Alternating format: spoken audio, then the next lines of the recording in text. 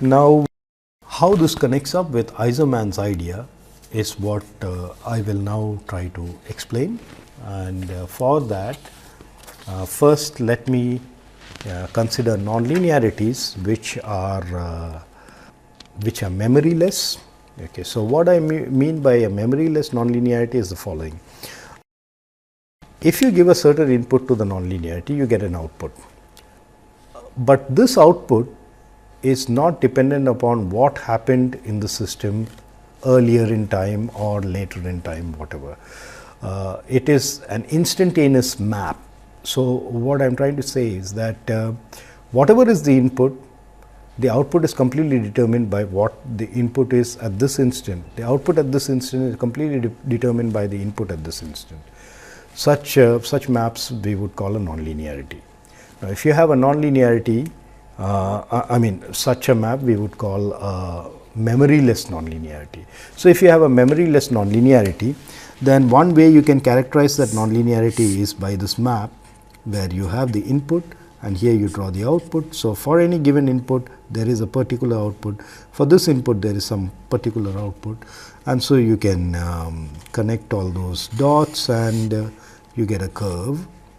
Of course, if this curve was a straight line passing through the origin, then the nonlinear system is not really nonlinear, but it is linear. But if you have this situation, it is a nonlinear. So, this is a nonlinearity.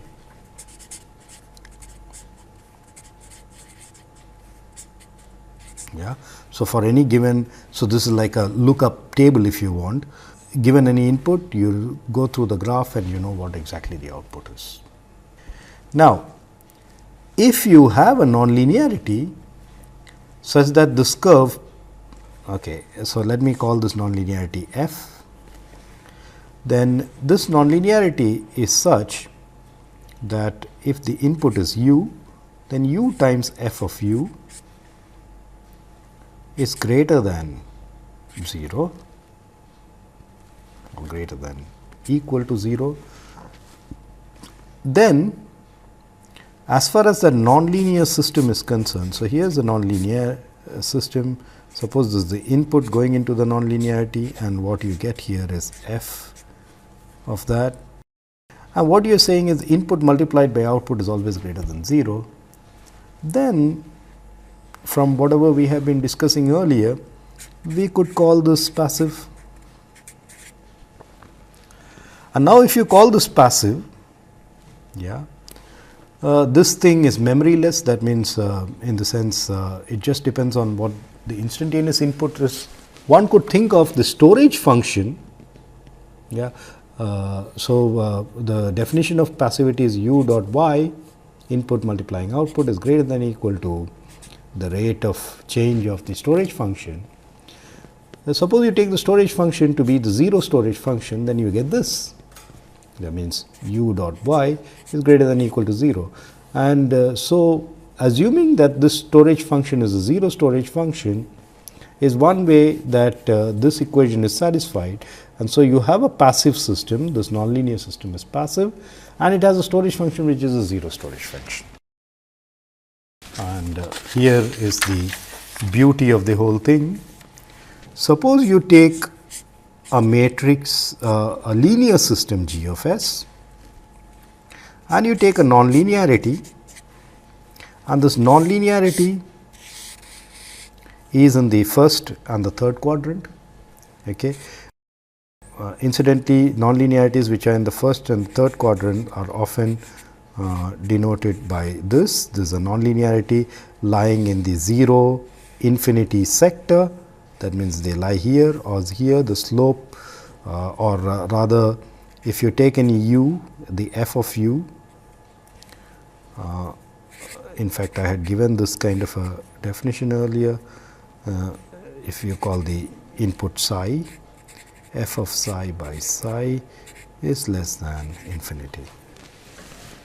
Okay.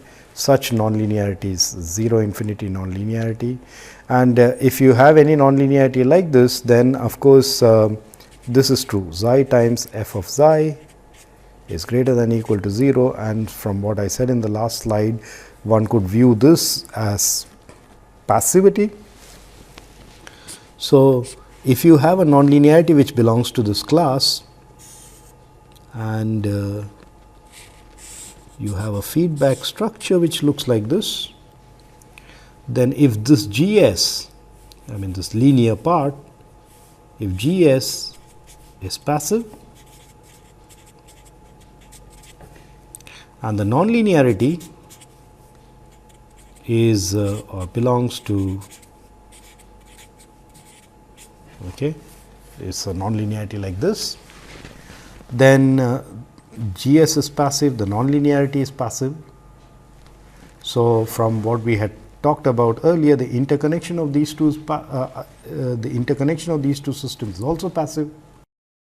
Now, this is passive. What we mean by that is, if this input is u and the output is y, then what we are saying is u transpose y is greater than equal to v dot, where v is the storage function as far as this guy is concerned, and the nonlinearity is passive. Well, it's the same y here, and out here what you have would be the negative of this u. So, let me call it minus u,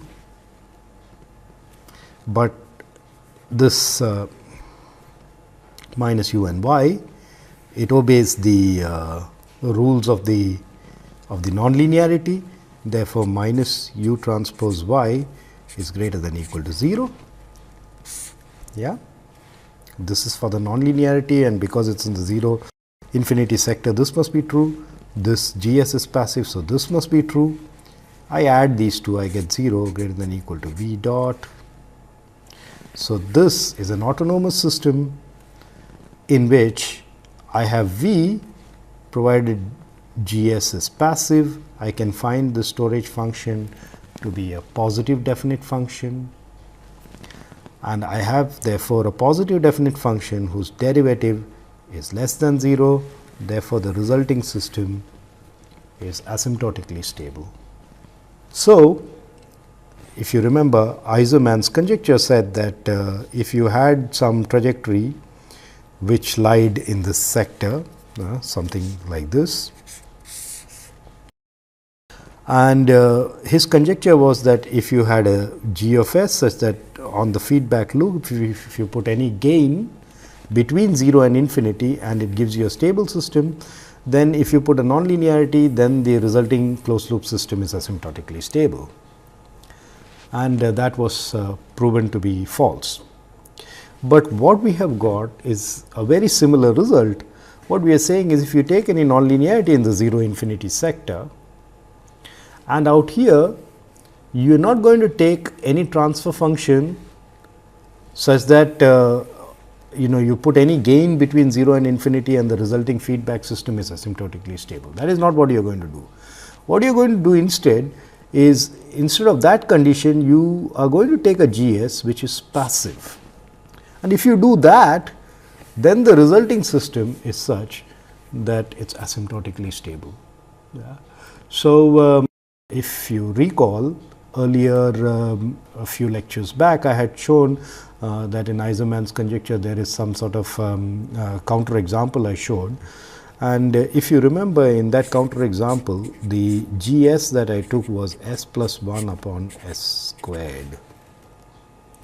Now, if you look at this particular transfer function and you look at its Nyquist plot, it will be clear that this is not a passive transfer function, and as a result one cannot expect this interconnected system to be passive and therefore asymptotically stable.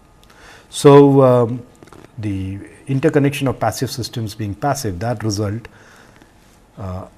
in fact is a solution to the Aizermanns conjecture, in the sense it's a positive reply to Aizermanns conjecture, in the sense that if you have a nonlinearity in the 0 infinity sector, then that is like interpreting the nonlinearity as a passive nonlinearity, and therefore you interconnect it with a passive linear system, and the resulting system is passive, and because the resulting system is passive, what you have is asymptotic stability.